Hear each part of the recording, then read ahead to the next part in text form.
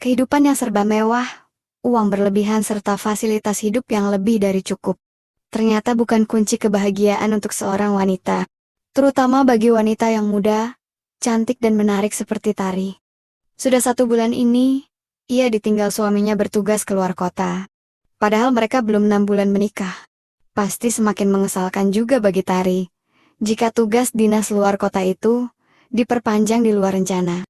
Seperti malam itu, Suito suami Tari menelepon untuk menjelaskan bahwa suaminya itu tak jadi pulang besok, lantaran tugasnya diperpanjang 2-3 minggu lagi. Tentu saja Tari begitu keras memprotesnya. Tapi menurut suaminya, mau tidak mau, ia harus menjalankan tugasnya. Dan ketika Tari mencoba merayu sang suami agar bisa pulang minggu depan, dengan tegas, Suito menolaknya. Pria itu berkata, "Untuk apa repot jauh-jauh pulang hanya untuk sekedar skibidi papa?" Dengan jengkel Tari pun bertanya, "Loh mas, apa kamu nggak punya kebutuhan kayak pria lainnya?" Mungkin karena suasana pembicaraan dari tadi sudah agak panas, maka seenaknya Suito menjawab, "Ya namanya pria, di mana aja kan bisa dapet." Dalam keadaan marah, tersinggung, bercampur keinginan yang tak tersalurkan, Tari membanting gagang teleponnya.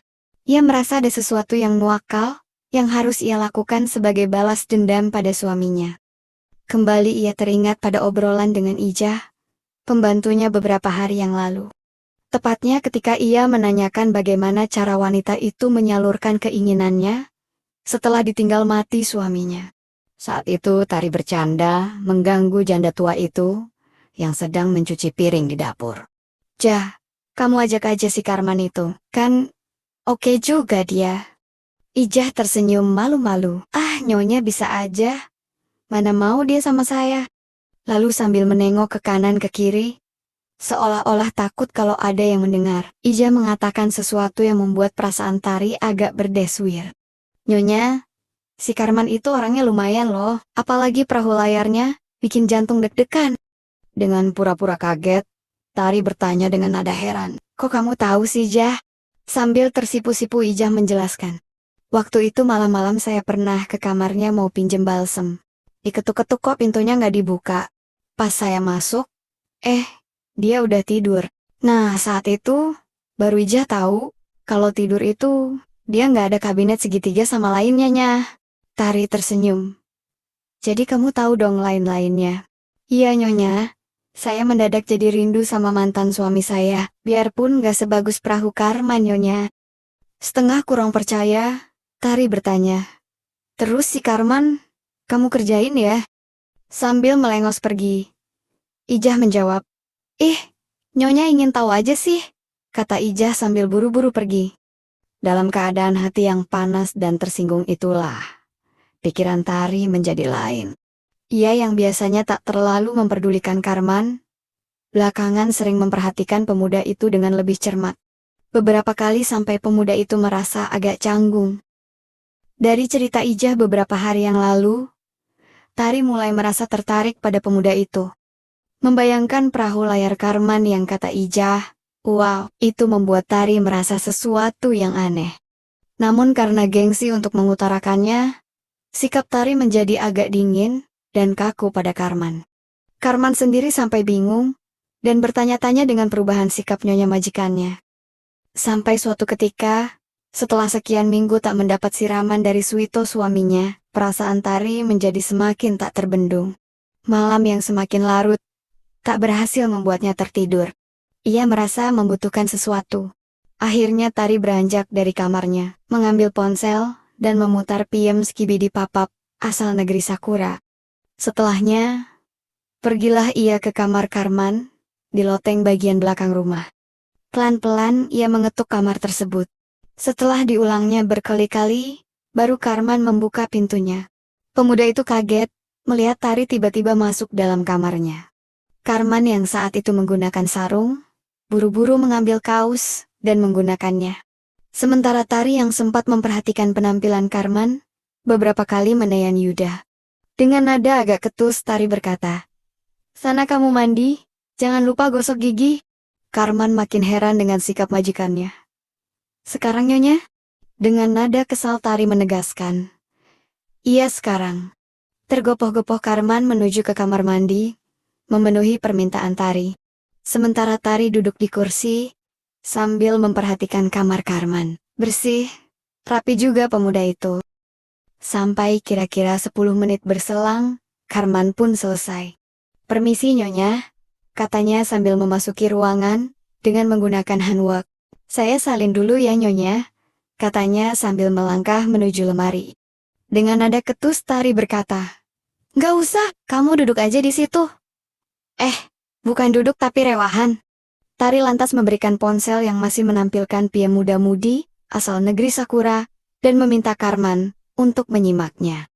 Wanita itu lantas beranjak hendak keluar ruangan, dan berpesan, "Sebentar lagi saya kembali."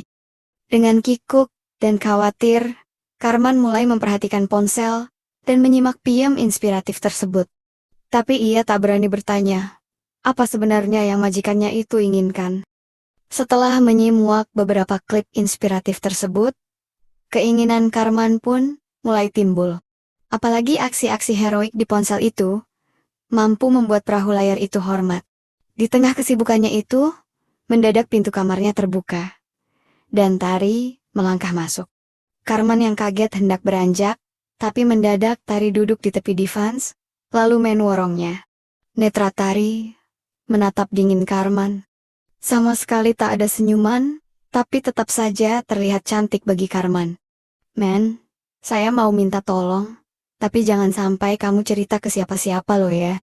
Karman hanya dapat mengangguk, walaupun ia masih bingung.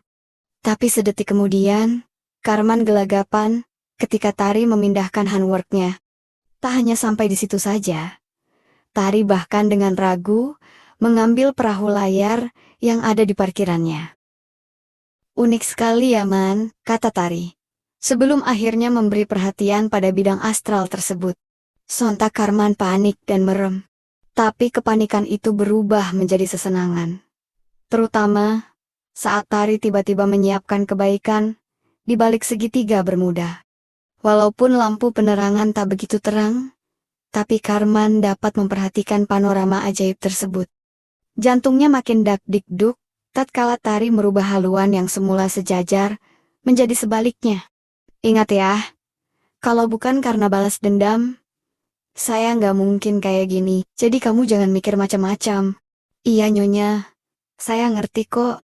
Setelah Karman menjawab, Tari lantas menuntun perahu layar itu pada arah yang benar. Dan ya, perahu pun melaju melewati samudra, dan tanpa hambatan yang berarti. Seperti orang lupa diri, Tari ceramah rohani, ketika banjir bandang melanda negeri. Sementara Karman sendiri yang memang belum ada pengalaman apa-apa, sebetulnya juga ingin tiba. Tapi karena khawatir majikannya akan kecewa, maka sebisa mungkin, ia berusaha menyahannya. Sampai ketika Tari benar-benar yemas, barulah Karman tiba di pangkalan udaranya. Setelah apa yang terjadi, nampak raut Tari jauh lebih ramah dari sebelumnya. Dan sebelum wanita itu meninggalkan Karman, ia sempat memuji ketekunan Karman. "Kamu keren juga ya Man, mungkin entah lusa atau kapan, saya kemari lagi." "Baik, Nyonya," sahut Karman, kemudian. "Oh iya, kalau kamu masih ingin, bisa sama Ijah, dia set-set juga kok." Karman hanya mengangguk, tanpa mengucapkan apa-apa. Dan akhirnya, malam itu Karman tak bisa istirahat dengan lelap. Ia terus membayangkan kembali pengalaman yang baru saja berlalu. Kehilangan keperdataan, tak lantas membuat Karman sedih. Malah ia bangga, jika ia ternyata bisa membahagiakan majikannya. Singkatnya, sesuai pesan Tari, 2 malam kemudian, wanita itu datang lagi menemui Karman di kamarnya. Kebetulan Karman saat itu sudah betul-betul menyiapkan dirinya. Jadi Tari tinggal mengikuti alur kebaikan, tanpa repot-repot mengarahkan perahu itu seperti sebelumnya. Dan ya, mereka kembali mengadakan rapat paripurna. Bedanya, pada saat terakhir sebelum tiba, Tari meminta Karman meletakkan pundi-pundi kebaikan itu pada parkirannya. "Gak apa-apa Man, lagi pula, besok, tamu bulananku datang." Mendengar hal itu, Karman pun menurut. Ia letakkan pundi-pundi kebaikan itu, tanpa khawatir nyonya majikannya marah padanya. Man, kamu kok luar biasa sih? Udah sering ya? Karman menggeleng. Ah, Nyonya bisa aja, baru sama Nyonya aja kok. Dengan heran, Tari menatap Karman, lalu tersenyum, karena teringat sesuatu. Terus, sama Ija itu apa? Tanya Tari, makin heran. Eh, enggak koknya. Lo yang kemarin-kemarin itu. Kan, udah saya kasih izin. Dengan polos Karman menjawab. Iya sih, Nya. Tapi enggak masak abis sama yang cantik. Dilanjut sama yang biasa, rugi dong saya. Entah bagaimana Tari merasa senang mendengar jawaban Karman. Wanita itu merasa tersanjung dengan pujian Karman. Memang menurut kamu aku cantik ya, Man? Cantik banget, Nyonya. Sempurna malahan. Allah, kamu bisa aja, kata Tari sambil mencubit pemuda itu, lalu disambut gelak tawa. Akhirnya sejak itu, keduanya tak pernah absen rapat paripurna. Tari sendiri terlanjur nyaman dengan keadaan tersebut. Ia tak lagi peduli dengan Suito suaminya. Toh, suaminya itu juga tak begitu mementingkan perasaannya. Sehingga Tari pun bersikap demikian juga. Sejak itu pula, cukup banyak perubahan yang dialami Karman. Pemuda itu lambat laun penampilannya berubah. Rambutnya nampak rapi, dan semakin bersih pula. Ia sendiri tampak semakin percaya diri, tapi tetap sopan pada Tari.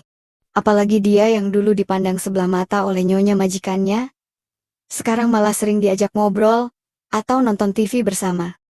Sempat terpikir oleh Karman, mungkin judes dan ketusnya dulu itu, hanya untuk mengatasi rasa malu dan gengsinya. Tapi semua itu tak masalah bagi Karman. Karena yang terpenting, nyonya majikannya itu bisa selalu bahagia karena kepandaiannya itu.